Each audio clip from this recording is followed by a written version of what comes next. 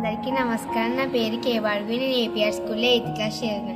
Student యొక్క rank ఎలా చేయాలో నేను చేసి చూపిస్తున్నాను. ఈక్వల్ టు ర్యాంక్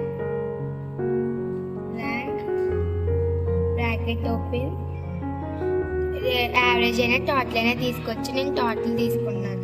టోటల్ తర్వాత కామా తీసుకొని టోటల్ మొత్తం అంతా ఆల్ సెలెక్ట్ చేసుకొని అప్పుడు ఇక్కడ సెకండ్ జేకి 4కి క్లిక్ చేసి F4 నొక్కి లాస్ట్కి వెళ్ళి కామా క్లిక్ చేసి 0 కొట్టి బ్రాకెట్ క్లోజ్ చేసి ఎంటర్ వస్తే తన ర్యాంక్ ఎన్ని ర్యాంకో థర్డ్ ర్యాంక్ వచ్చింది.